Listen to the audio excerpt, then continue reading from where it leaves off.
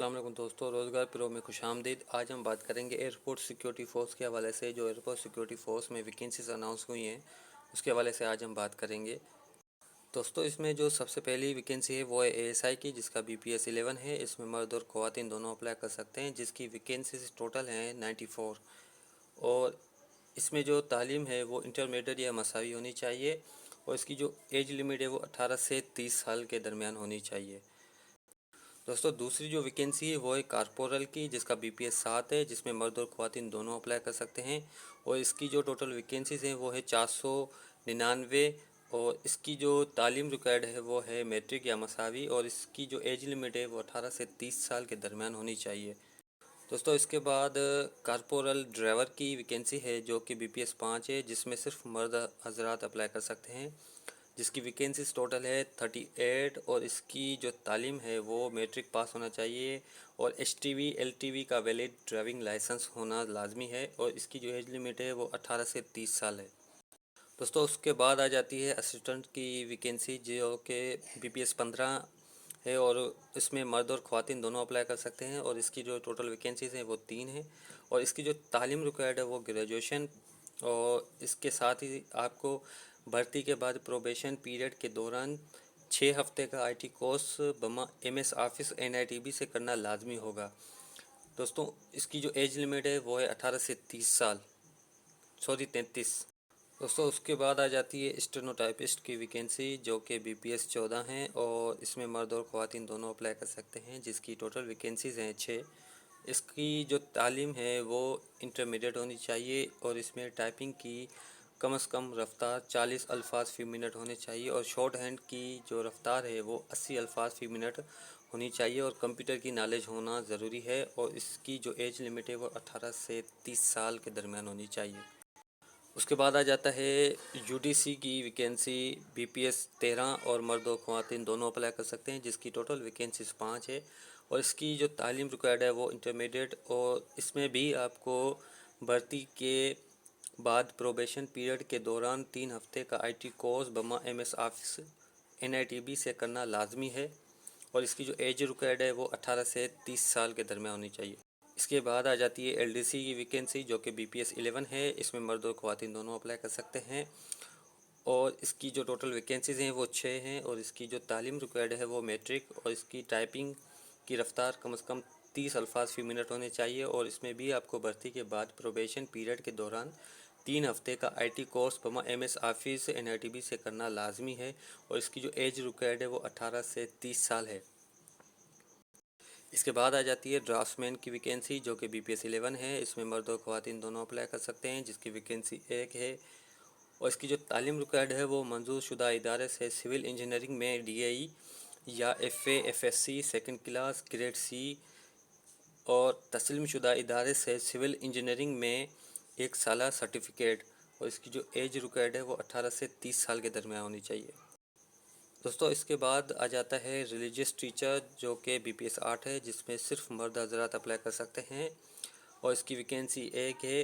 इसकी जो तालीम रिक्वायर्ड है वो मंजूर शुदा इदारे से मैट्रिक या मसावी, और इसमें फ़ाजिल दर्स निज़ाम में जो कि हाफिज़ कुरान होते हैं वो इसमें अप्लाई कर सकते हैं। और इसकी जो एज रिक्वायर्ड है वो है 18 से 30 साल के दरमियान।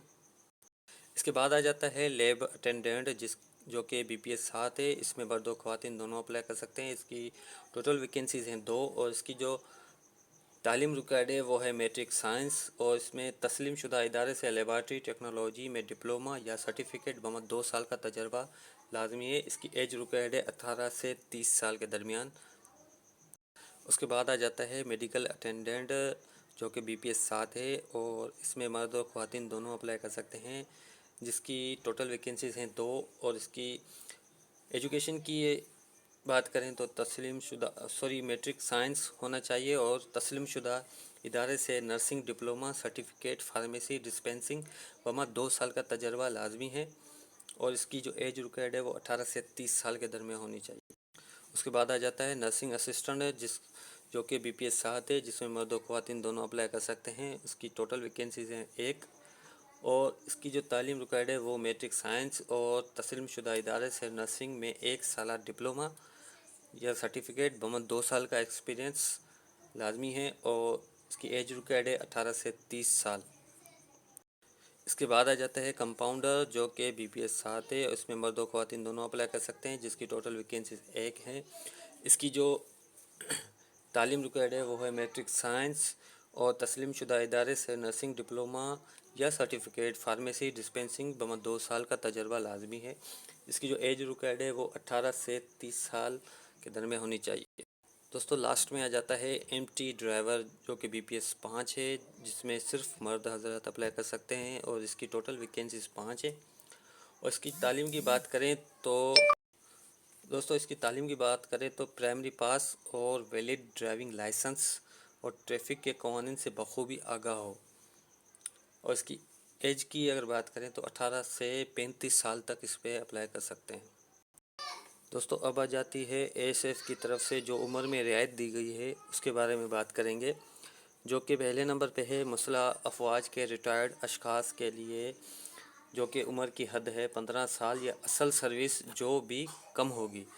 اور دوسرے نمبر پہ آ جاتی ہے سرکاری ملازمین بشمول کانٹریکٹ ملازمین جن کی سروس لگاتار 2 سال ہو، اس کے لیے 10 سال کی رعایت ہے۔ اور سندھ دیہی، بلوچستان، گلگت بلتستان، سابقہ فاٹا، آزاد جموں و کشمیر اور اقلیت کے غیر مسلم ان کے لیے 3 سال کی رعایت ہے۔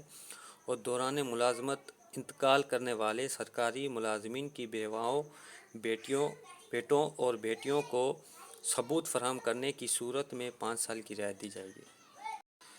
اب آ جاتے ہیں درخواست جمع کرانے کا طریقہ کار دیکھتے ہیں۔ خواہشمند اہل امیدوار ASF بھرتی کی ویب سائٹ joinasf.gov.pk پر صرف آن لائن رجسٹریشن کروائیں۔ نوٹ: اگر امیدوار کو آن لائن رجسٹریشن کروانے میں دشواری ہو تو قریبی بھرتی مرکز پر قائم کردہ ہیلپ ڈیسک سے رجوع کریں۔ درخواست گزار کو رجسٹریشن کے وقت اپنے قومی شناختی کارڈ کی فرنٹ سائیڈ اور حالیہ فوٹوگراف اپلوڈ کرنا ہوگی۔ کسی قسم کی تعلیمی اور دیگر دستاویزات کی کاپیاں جمع کرانے کی ضرورت نہیں، تاہم حکومتی پالیسی کے مطابق شارٹ لسٹ کیے گئے امیدواروں کے دستاویزات انٹرویو سے پہلے جمع کیے جائیں گے۔ دوستو ابھی اس میں اپلائی کرنے کا سیدھا اور ایزی طریقہ ہے، آپ نے joinasf.gov.pk پہ جا کے آپ نے اس پہ خود کو رجسٹر کرنا ہے۔ اس کے بعد آپ نے اپنی جو اپنا CNIC ہے اس کی فرنٹ سائڈ کی پکچر لینی ہے، وہ آپ نے اپلوڈ کرنی ہے، اور اپنی حالیہ جو پاسپورٹ سائز جو پکچر ہے وہ بھی آپ نے اپلوڈ کرنی ہے، اور آپ کے سامنے فارم آ جائے گا۔ جیسے آپ فارم فل کریں گے، فارم فل کرنے کے بعد آپ کے سامنے جو بھی آپ کی تو جیسے ہی آپ اپلیکیشن فارم فل کریں گے تو آپ کی ایجوکیشن اور آپ کے ایکسپیرینس کے حساب سے جو آپ کے لیے سوٹیبل جو ویکینسیز ہوگی، جس پہ آپ ایلیجیبلٹی کرائٹیریا کے حساب سے آپ اوکے ہوں گے، تو وہ آپ کے سامنے جو بھی ویکینسیز ہوگی وہ آپ کے سامنے آ جائیں گی۔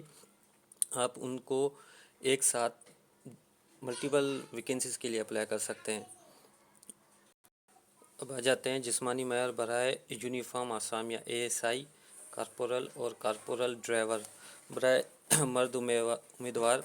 قد اس میں 5 فٹ 6 انچ، جبکہ چھاتی 32.5 سے 34.5۔ برائے خواتین قد 5 فٹ 2 انچ اور وزن مرد و خواتین بھرتی مراکز پر مہیا کردہ چارٹ کے مطابق۔ دوستو اس میں جو چیسٹ جو مرد حضرات کے لیے لکھی گئی ہے اس میں جو ہے 32.5 انچ چیسٹ ہونی چاہیے، اور 1.5 انچ کا پھیلاؤ اس کے ساتھ 34.5 انچ کی چھاتی ہونی چاہیے۔ اور وہاں سینٹرز میں جو چارٹ انہوں نے لگایا ہوگا ASF میں، تو وہاں پہ جو وزن جو لکھا ہوگا اس کے حساب سے یہ لوگ کوالیفائی کریں گے۔ اور اس کے بعد آ جاتا ہے فزیکل ٹیسٹ، جو کہ مرد امیدوار ایک میل دوڑ زیادہ سے زیادہ وقت 7.5 منٹ، ٹھیک ہے، 7.5 منٹ میں آپ نے 1.6 کلومیٹر رننگ کلیئر کرنی ہے، اور اس کے بعد آپ کے 22 پش اپس ہوں گے جو کہ 2 منٹ میں کرنے ہوں گے، اس کے بعد 22 سٹ اپس ہوں گے جو کہ 2 منٹ میں کرنے ہوں گے۔ اور خواتین امیدوار کے لیے 1 میل کی دوڑ ہوگی، زیادہ سے زیادہ وقت ان کو دیا جائے گا 10 منٹ کا، ٹھیک ہے دوستو۔ اور ابھی آ جاتے ہیں کہ ٹیسٹ سینٹر جو ہیں ہمارے قریبی کون سے ہو سکتے ہیں اور ہم कहाँ अप्लाई कर सकते हैं जो हमें करीबी हो। और ये याद रखिएगा कि जब आप अप्लाई कर रहे हो तो कोशिश यही कीजिएगा कि आपका जो नज़दीकी जो करीबी आपका सेंटर हो वही उसी वक्त इंतखाब कीजिएगा, क्योंकि क्या होता है कि लोग दूर दराज कहीं कोई भी अगर ऑप्शन आ रहा होता है उस पर सिलेक्ट कर देते हैं, फिर बाद में वो परेशान होते हैं कि हम ट्रेवल कैसे करें। तो अप्लाई करने के वक्त ये चीज़ ज़रूर नोट कीजिएगा। तो हम ये आप देख सकते हैं सारे सेंटर्स जो हैं वो यहाँ पे लिखे हुए हैं। आपको मैं पढ़ के सुनाता हूँ। पहला है इस्लामाबाद, कराची, लाहौर, पेशावर, कोयटा, मुल्तान, फैसलाबाद, सियालकोट, बावलपुर, रहीम यार खान, सक्खर, नवाबशाह, गिलगित, सकरदू, चित्राल, ग्वादर और दिलबदीन। ठीक है दोस्तों, तो ये थी सेंटर्स। और आज और इसकी जो लास्ट डेट है वो है 8 दिसंबर। ठीक है दोस्तों, 8 दिसंबर इसकी लास्ट डेट है। और जो वैकेंसीज हैं सारी हमने आपको बता दी। और अगर आपसे अप्लाई हो रहा है वेल एंड गुड। अगर आप अप्लाई नहीं कर सकते, आपको कोई दुश्वारी आ रही है, आपको कोई मसला आ रहा है, तो आप हमसे पूछ भी सकते हैं।